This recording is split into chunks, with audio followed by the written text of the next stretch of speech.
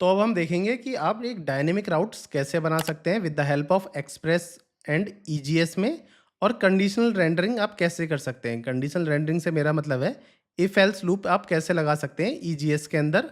Dynamic routes में मेरा मतलब है इस तरीके से यूज़र आईडी, कि यूज़र के आईडी के बेस पे, यूज़र के रोल के बेस पे आप कैसे डायनेमिकली हैंडल कर पाएंगे।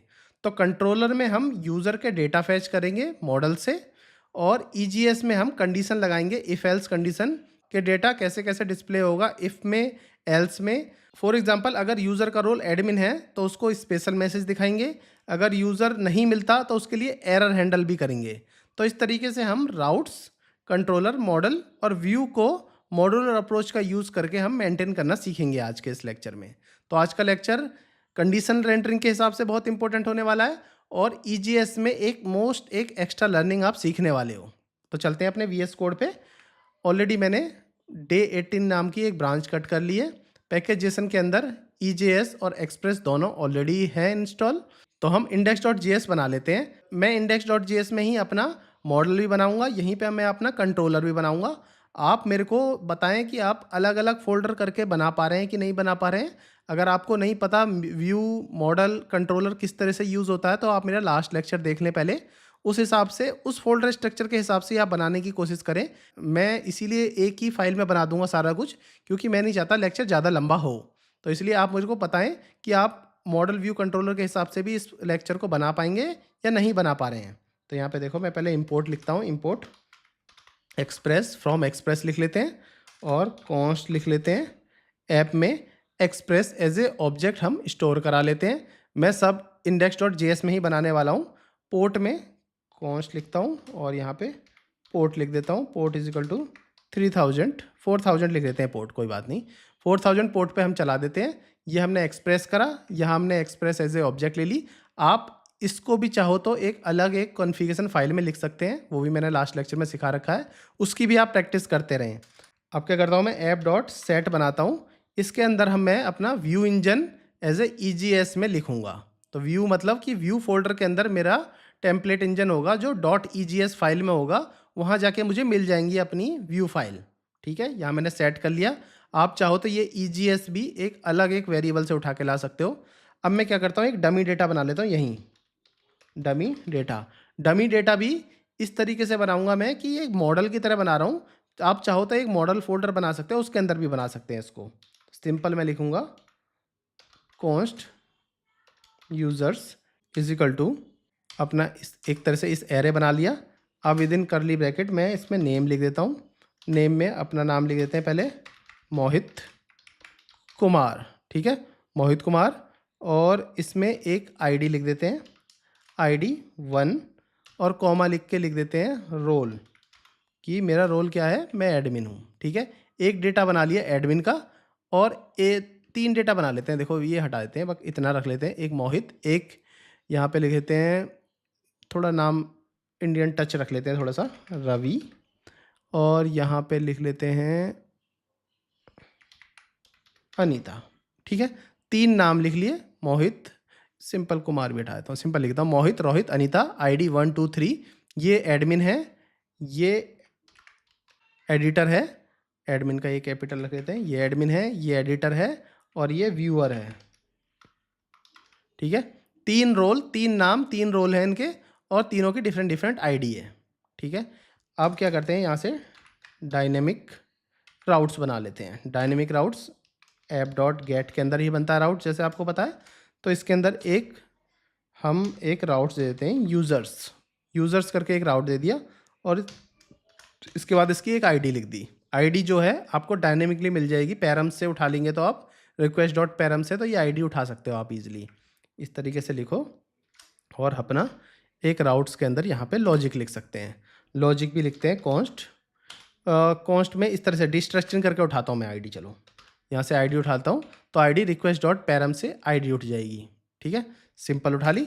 और यहाँ पे लिखते हैं कॉन्स्ट और कॉन्स्ट यूज़र। अब यूज़र को आप फाइंड करते हैं, जो आप आईडी दे रहे हो यूज़र की, और वो जो आपकी आईडी हैं, ये 3 आईडी अगर इन तीनों में मैच हो जाती हैं तो ही आगे बढ़ेगा। ठीक है, यूज़र डॉट फाइंड में अगर आपकी ID u dot I D और पैरम से उठाई हुई आईडी, ये वाली रिक्वेस्ट डॉट पैरम से उठाई हुई आईडी अगर मैच कर जाती है तो इसके आगे हम कंडीशन लिख सकते हैं। इफ़ यूज़र है, अगर यूज़र में पर्टिकुलर कोई आईडी है तो इस तरीके से एक लिख दो, एल्स उसको स्टेटस दे दो 404 यूज़र नॉट फाउंड। तो देखो इसमें हमने एल्स भी मैनेज कर लिया और इफ़ भी मैनेज कर लिया इसके अंदर। अब क्या है, लास्ट पॉइंट क्या है हमारा, अपना सर्वर को स्टार्ट कर दो। लिसन से स्टार्ट कर दिया अपना, server is running particular this URL, और ये पोर्ट आपको ऊपर से मिल जाएगा जो मैंने यहाँ पोर्ट लिखा था। अब अपना एक फ़ोल्डर बना लो यहाँ पे, व्यूज़ तो बनाना ही पड़ेगा क्योंकि टेम्पलेट इंजन व्यू फोल्डर के अंदर ही मिलने वाला है, व्यू इंजन लिखा हुआ है क्योंकि इसके अंदर मैं एक फाइल बना सकता हूँ यूज़र डॉट EJS। और यूज़र ही क्यों बनाया, क्योंकि आप देखोगे तो इसके अंदर यहाँ पे थोड़ा सा नीचे आओ तो आपको दिखेगा यूज़र, तो मतलब हमें यूज़र की आईडी ढूंढेगा वो व्यू के अंदर, व्यू फोल्डर के अंदर वो यूज़र ढूंढेगा, यूज़र डॉट EJS। तो आपको सारा लॉजिक इसी के अंदर लिखना है। तो नॉर्मल एक HTML टेम्पलेट उठा लेते हैं और यहाँ पे टाइटल में लिख देते हैं यूज़र पेज। ठीक है, सिंपल यूज़र पेज लिखा। तो यहाँ इसी के अंदर मैं आपको डिटेल में बहुत सारी चीज़ सिखाने वाला हूँ। पहले यहाँ H1 टैग लिख लो, H1 टैग के अंदर अपना यूज़र डिटेल्स। ठीक है, एक सिंपल स्टैटिक H1 टैग ले लिया, कहीं से आया नहीं है ये। और यहाँ पे एक P टैग ले लेते हैं, P टैग में भी देखो नेम और रोल ले लेते हैं, नेम ले लिया यहाँ पे, फिर एक P टैग और ले लेते हैं और इसके अंदर लिख देते हैं रोल। ठीक है, नेम और रोल हो गया। अब नेम कहाँ से उठ के आएगा, आप ध्यान से देखोगे तो यूज़र के अंदर आपको ऊपर से देखो ये यूज़र्स है, तो यहाँ से आपको नेम मिलेगा। तो यहाँ से इतना कॉपी कर लो इस नेम को उठाने के लिए, नेम को। तो यहाँ पे अपना जो जावास्क्रिप्ट फाइल को किस तरह से आप ले सकते हो, कैसे डेटा को पास कर सकते हो, एक फॉर्मेट होता है वो आपको बनाना पड़ेगा। परसेंटेज बनाओ, इसके अंदर इज इक्वल टू लिखो और यहाँ पे ऐसे नेम लिख सकते हो। यहाँ से आपको नेम मिल जाएगा, इसी को डायरेक्टली कॉपी कर लो और यहाँ से आपको रोल भी मिल जाएगा। रोल कैसे मिलेगा, रोल सिंपल यहाँ से रोल कॉपी करोगे और यहाँ से आपको नेम के हिसाब से यहाँ से रोल मिल जाएगा। ये दो चीज़ आप यहाँ से उठा सकते हो। अब आपको जो है इफ़ एल्स लूप लगाना है, क्योंकि मैंने जैसे स्टार्टिंग बताया था मैं रोल के बेस पे यूज़र और आईडी को दिखाऊंगा आपको। अगर नहीं मिलता वो रोल तो पर्टिकुलर हम दिखा देंगे यूज़र नॉट फाउंड, इस तरीके से ही मान लो। वैसे तो नॉर्मल भी दिख जाएगा, यहाँ से भी कंडीशन लिख दी है मैंने 404 यूज़र नॉट फाउंड, बट हम अपनी तरफ से फ्रंट एंड से भी हैंडल कर लेते हैं ये वाली चीज़। तो यहाँ से जाते हैं, अब यहाँ पे लिखते हैं सिंपल परसेंटेज यहाँ पे बंद कर दो। अब इसके अंदर इफ़ लिख सकते हैं, इफ़ ऐसे लिखते हैं इफ़ के बाद सीधा ब्रैकेट लगाओ, इस तरीके से ब्रैकेट लगाओ इफ़ के अंदर। तो इसमें लिखो यूज़र डॉट रोल, तो रोल इस तरह से मिलेगा, यूज़र के अंदर से रोल इज इक्वल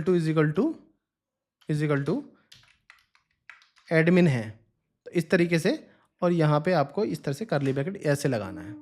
ठीक है, अब जैसे मैंने देखा था यहाँ पे यूज़र डॉट रोल, मैंने is equal to static admin से कंपेयर करा रहा हूँ, स्टैटिक एडमिन से। ठीक है, इतना कराने के बाद आपको दिखाना है कि फिर लिख लो P टैग के अंदर इसमें भी लिख दो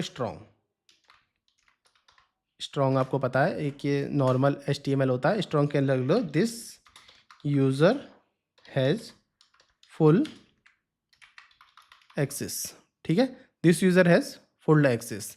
तो इस तरह से हम एक इफ़ टैग बता दिया, अगर एडमिन हुआ तो इस तरीके से हो जाएगा।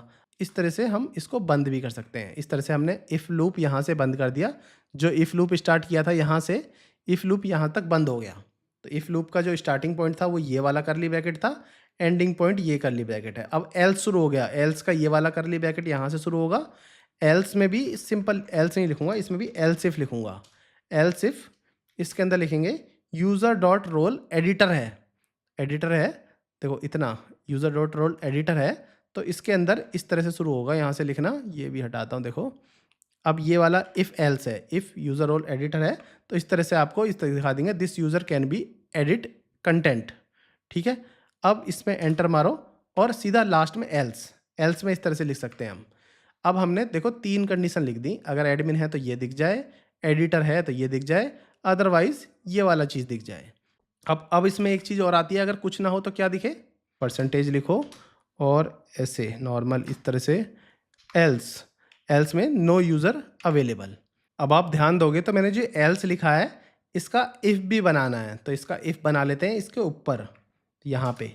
तो यहाँ पे लिखते हैं सिंपल परसेंटेज, इस तरह से परसेंटेज लगाओ और इफ़ यूज़र्स है, अगर यूज़र है तो ये सब चीज़ें चलेंगी। अगर यूज़र नहीं है, एल्स वाली कंडीशन में नो यूज़र अवेलेबल लिख जाएगा। तो ये इफ़ एल्स, ये वाले इफ़ एल्स है, इसके लिए यूज़र के लिए इफ़ एल्स है। अगर यूज़र होगा तो इसके अंदर ये 3 कंडीशन चलेंगी। मैं इसमें थोड़ा-सा स्पेस कर देता हूँ। ये इनके बेसिस पे ये 3 कंडीशन और एल्स के बेस पे नो यूज़र अवेलेबल कंडीशन। इतना अपना सेव करते हैं और आप अपने एप्लीकेशन को रन कर लेते हैं। नोड हाइफन वॉच और इसमें लिख देते हैं index.js। सिंपल इतना लिखते हैं। हमारा देखो ये सर्वर मिल गया, इसको कॉपी करो, ब्राउज़र पे जाओ, नया टैब ओपन करो और पेस्ट कर दो। देखो अभी कुछ नहीं मिला, क्योंकि अभी जैसे देखोगे आप index.js के अंदर, तो आपको यूज़र्स के बाद आईडी भी देनी पड़ेगी। पर्टिकुलर आईडी के लिए वो चलता है, तो इसके लिए पहले यूज़र्स लिखो, फिर आईडी दे दो 1। जैसे मैं 1 देता हूँ तो अभी देखो एक एरर आ गया है, नेम इज़ नॉट डिफाइन। तो इस तरह से ये नेम नहीं मिलेगा, डायरेक्ट नेम नहीं ले सकते हम। यहाँ पे मैंने थोड़ी सी गलती करी है, तो डायरेक्ट नेम नहीं उठेगा। सिंपल जो भी चीज़ उठेगी यूज़र्स के अंदर से उठेगी, तो यूज़र्स डॉट नेम ऐसे उठेगा। तो यहाँ भी यूज़र्स डॉट रोल, डायरेक्ट नहीं, क्योंकि जो ये यूज़र्स है वो किसके अंदर से कुछ ना कुछ आ रहा है, पहले यूज़र्स पे जाएगा फिर ही तो नेम पे आएगा। तो इस तरीके से, और मैंने यहाँ पे देखो यूज़र लिखा हुआ है, तो इस यूज़र के अंदर से ही हमें नेम मिलने वाला है, इस यूज़र के अंदर से ही हमें रोल मिलने वाला है। इसको इसमें सेव करते हैं और वापस चलते हैं और इसको रिफ़्रेश करते हैं, तो देखो इस तरह से मिल जाएगा। थोड़ा सा और जूम कर देता हूँ मैं आपके लिए। देखो यूज़र डिटेल आ गया, name Mohit admin and this user has full access, इस तरीके से। अब मैं अपना दूसरा करता हूँ, दूसरा आईडी रखता हूँ, आईडी नंबर 2। तो इस ये यूज़र है, ये एडिटर है, इसको एडिट कंटेंट का एक्सेस है। आईडी रखता हूँ मैं 3। तो इसको अनीता नाम है, ये व्यूअर्स है, तो इसको लिमिटेड एक्सेस है। अब फॉर एग्जांपल ऐसा कोई यूज़र जो ना हो, तो मैं 5 लिखता हूँ, user is not found. Right click करो, इंस्पेक्ट करो, चेक भी कर लेते हैं कि हमारी एपीआई भी एरर दे रही है नहीं दे रही है। तो देखो एपीआई भी 404 एरर दे रही है, और यहाँ पे रिव्यू में देखोगे तो यूज़र नॉट फाउंड और एपीआई ने भी प्रॉपर एरर दिया है। यूज़र नॉट फाउंड तो देखो हमारा इसी ने दे दिया था, और हमारी एरर भी दे रही थी एपीआई। फिर हमारा ये यूज़र क्यों नहीं मिला? ये यूज़र इसलिए नहीं मिला क्योंकि हमने पहले ही यहाँ पे दे रखा है।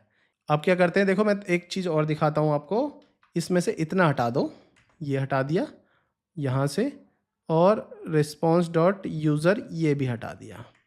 ठीक है, ये दोनों चीज़ हटा दी, यहाँ से भी ये हटा दिया। इतना लिखते हैं हम, मान लो इतना भी एकदम फॉर्मेट में लिख देता हूँ, सेव करते हैं और फिर वापस जाते हैं। अब इस 5वें यूज़र को करते हैं, तो यूज़र डॉट नेम वाला एरर आ गया, तो अब हम EGS पे जाते हैं।